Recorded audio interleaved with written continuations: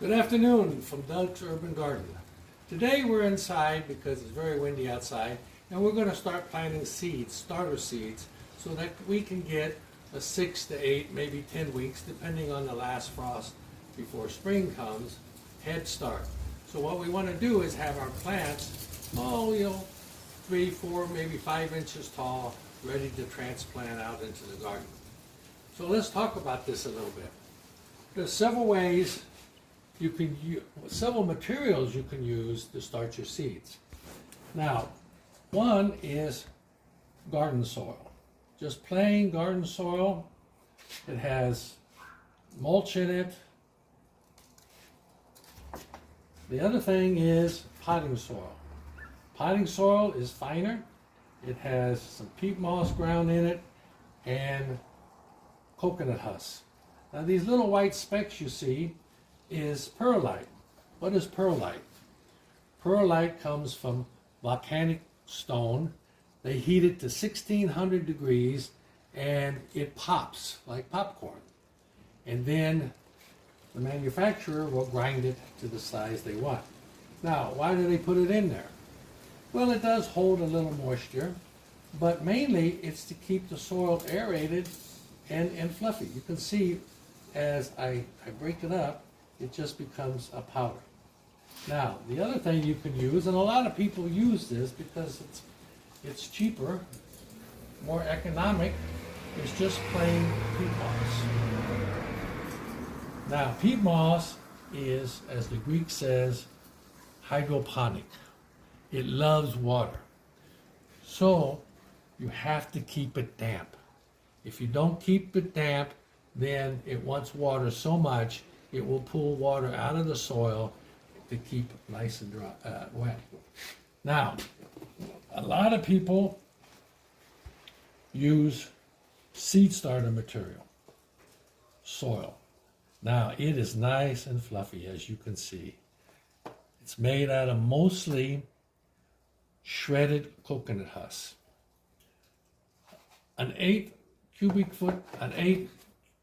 quart bag will cost you anywhere between $7 to $10. Now here in the urban garden, I'll plant maybe 400 4-inch pots.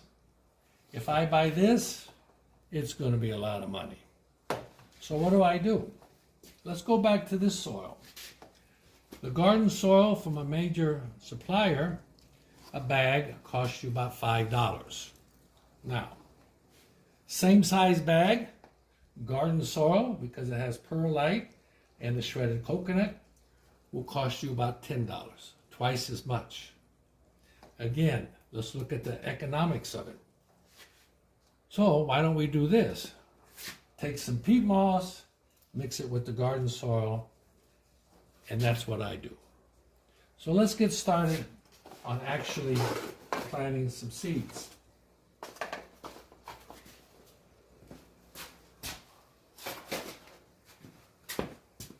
So most of the time I plant my seeds in plastic pots. Well, today I have peat moss pots. Why? Because we're going to plant some squash. Here's the thing. There's certain vegetables that don't like to be transplanted. Squash, cucumbers, watermelons, cantaloupes don't like to be transplanted. If you transplant them, there is a good possibility that they'll just wither and die. So we're going to plant some seeds here, some squash seeds. Put one seed in the center of each pot. And then we're going to put about an inch of the soil that I made, which is 50% peat moss and 50% garden soil. Now you can use whatever you want, but I use this because I plant so many. Now, here's the other thing. Let me get the soil. You want to put about an inch of soil on these seeds.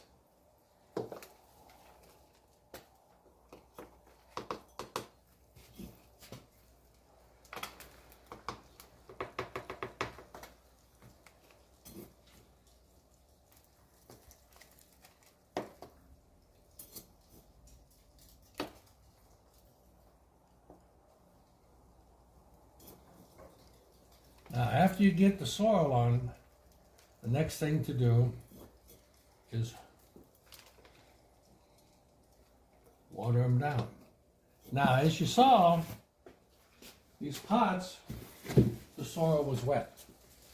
And that's what you want to do. Make sure you get your soil nice and wet before you start. There.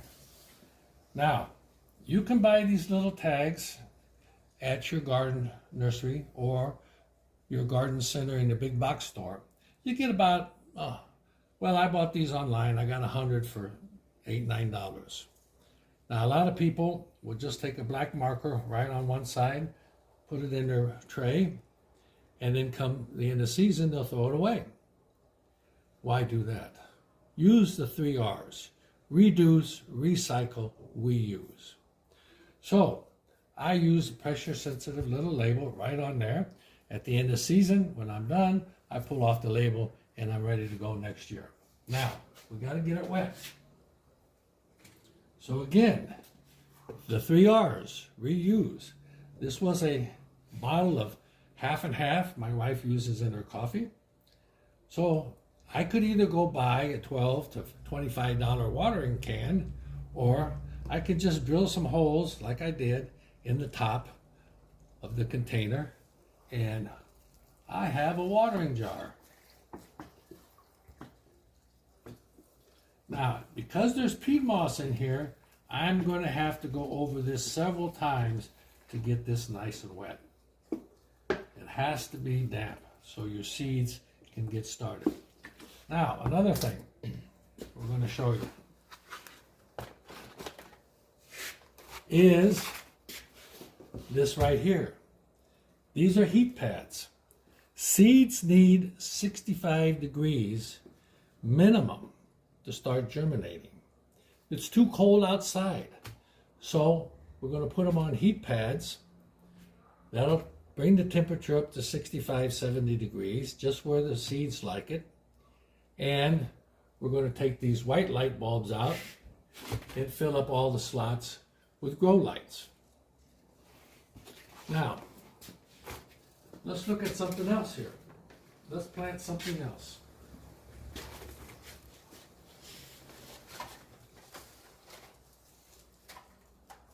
Let's plant some tomatoes. These are Cherokee Purple. Now there's a website. You can go on the internet.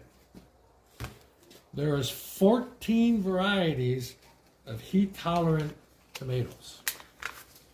You can go online and it tells you not only the 14 varieties that are heat tolerant that will take the heat here in southern New Mexico, West Texas, but it also tells you where to buy the seeds.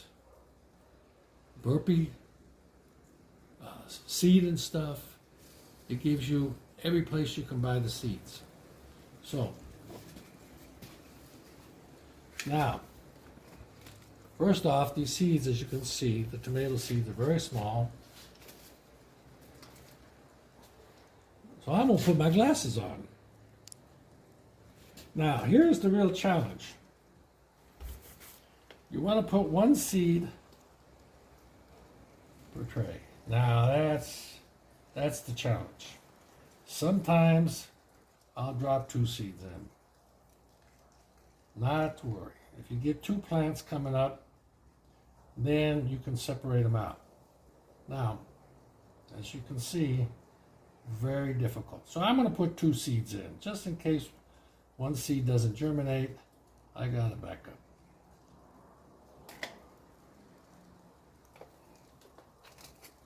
And I'm going to plant several varieties of tomatoes. Just set this right here so I get the right marker.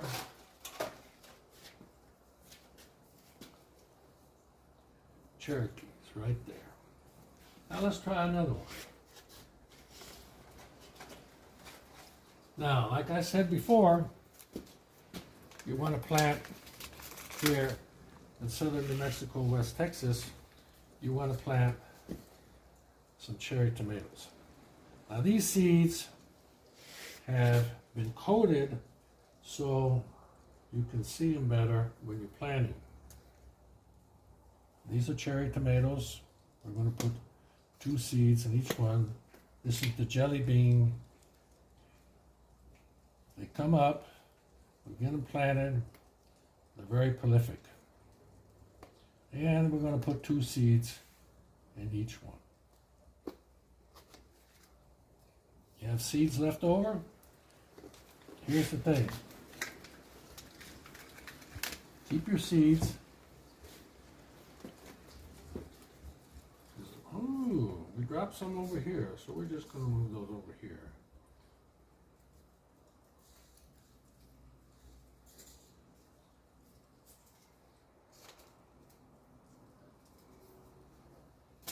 Let's try one more. Okay, let's do this. Let's change up a little bit. Let's do some bell peppers. These are purple bell peppers. These are so beautiful, so flavorful. Now we're going to do some bell peppers. Again, we're going to put 2 seeds in each chamber. Now you say, where do you get these 6-packs? Well, from time to time before I started, I used to buy starter plants from the nursery department of a big box store. Again, reuse, reduce, recycle.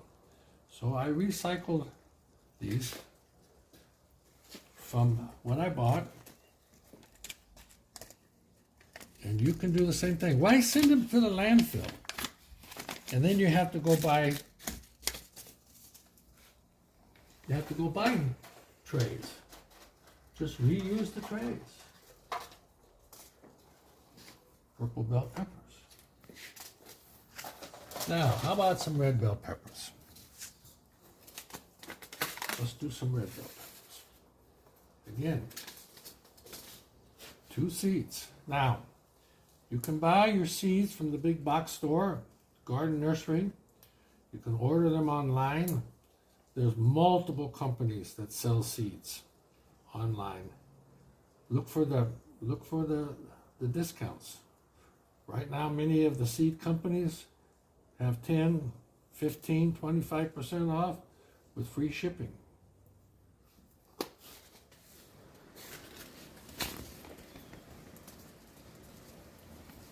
And again, make sure you put the tags. Because if you're like me, you're not going to remember what you put where. And so you want to put about no more than about 1/4 of an inch of soil on top.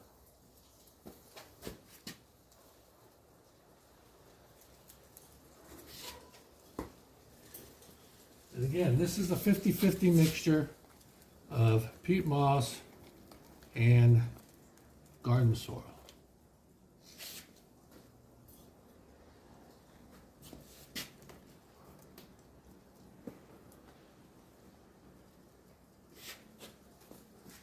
What I do is I give the trays a little shake, and now I'm going to wet them down. And like I said before, I got to wet them down more than once because peat moss seems to repel the water that you put on it, so you have to constantly add more water till you get the peat moss hydrated. And look how good this jar works. I just saved $25. And I saved a piece of plastic going to the landfill. All right, so we're going to do all these and tomatoes, bell peppers, Swiss chard, and other things, just like we did right here. This just gives you the method that you need to get started. Get started now because you're going to get 6, 8, 10 weeks head start on spring. All right, now we're going to go out to the garden where we've already planted some months ago, and we're going to show you how to transplant not only what we already grew in starters, but same thing's going to happen with these. When these get up to 4, 5, 6 inches, and you've already passed the last frost, They're ready to plant. What we're going to plant today is cabbage. We're going to transplant some cabbage. Cabbage is a cold winter, can tolerate the cold. So we started those seeds about 2 months ago, and now we're going to put them in the ground and give them the possibility, because you never know what you're going to get till harvest time, to start growing and make nice big heads. So let's go out to the garden.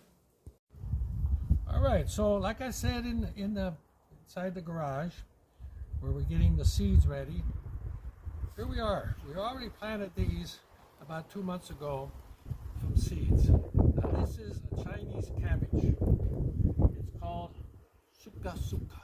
Now the heads of the cabbage are going to be a lot smaller than what you would see at the grocery store. But here's the advantage.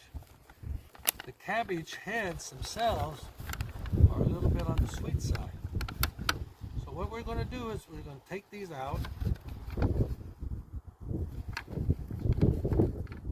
And as you see, like we mentioned inside, sometimes you get 2 seeds in a package. So what are we going to do? We're just going to take them apart. We're going to plant these about a foot apart.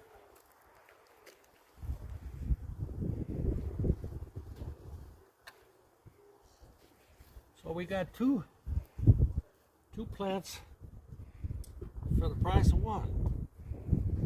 We're going to put them about 10 inches apart. These cabbage heads are going to be a little bit smaller than what you see at the grocery store. But the advantage is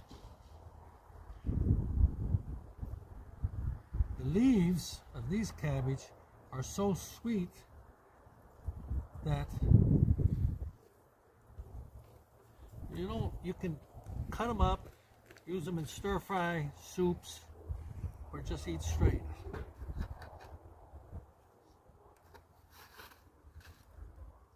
So because we got 2 for the price of 1, got a few extras here. So that's what I always say. Plant a few more than what you really need, because it may not all come up, and you may get more than you bargained for. Now these are your typical cabbage you're going to see at the grocery store. These are Copenhagen cabbage. They'll make those nice big 10-inch heads that's going to weigh about 4 pounds, 3 or 4 pounds, that you normally see at the grocery store.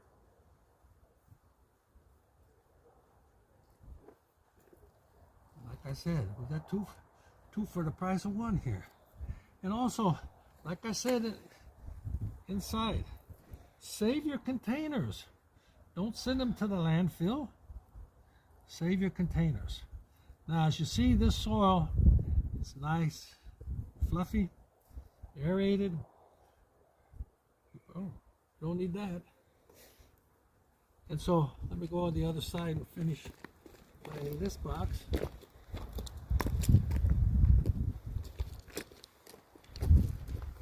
You can reuse these containers over and over again. No need to be throwing them away. And you save a lot of money. If you go and buy these, the peat moss ones, a tray of 36, it's going to cost you $5, $6, $7. And when you bought your plants at the nursery, you already paid for the pot. Why throw it away?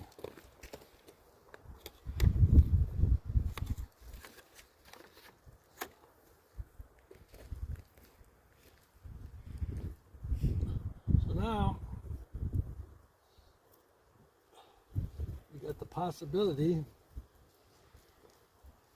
of some really big, beautiful cabbage.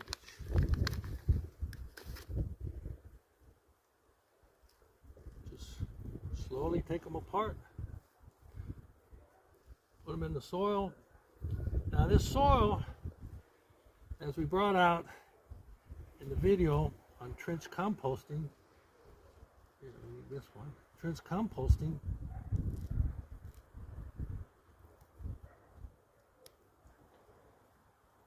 So it's got compost mixed in with it. We put in 2 cubic feet of cow manure. I don't know if this one's going to make it, but we got another tray. If it doesn't make it, we got another tray. See, that's the beauty. Not everything is going to produce. So if you want X number, you better put out X plus.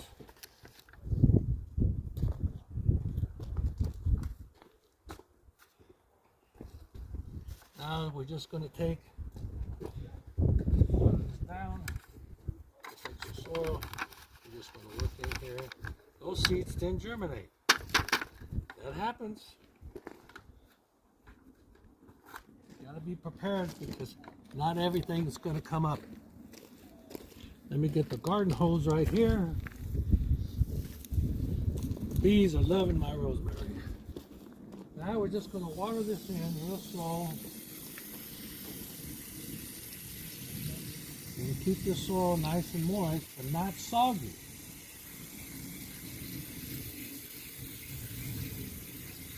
You can see how nice, rich the soil is with compost, aged cow manure.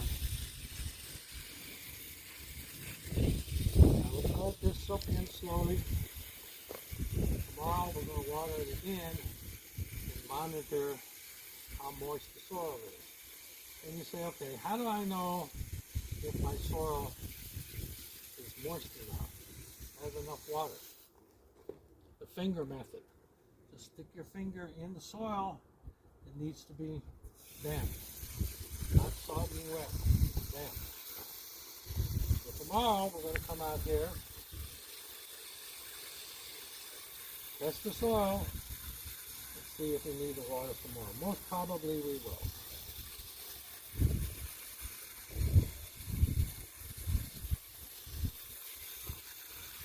So once your starters, the tomatoes, squash, bell peppers, everything we planted inside under grow lights and heat pads, looks about this size, and the last frost has already gone by, and there's no signs from the weatherman that there's going to be another one.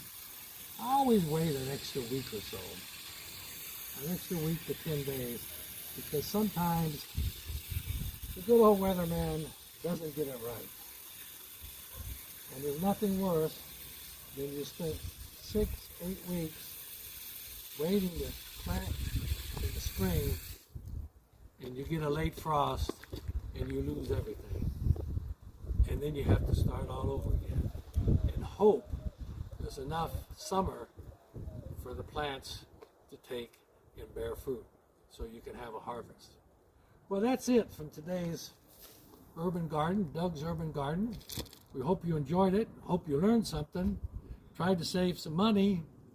And again, if you have time, like the video, give it a thumbs up, subscribe, because there's more coming. We're going to be planting again outside. Potatoes, we're going to hope our potatoes chicken time. We're going to show you how to use different kinds of potatoes, store-bought potatoes, like certified potatoes, seed potatoes, and also organic potatoes. We're going to plant all three and see in June, July, how many potatoes we get. We're hoping for 100, 150 pounds. And so we'll do that the second, third week in February. Until then, enjoy gardening. Get your hands dirty. It's so wonderful to see your own produce, harvest your own produce, take it in the house, cook it, have dinner with family and friends. Well, that's it for this cycle of Doug's Urban Garden. Thank you.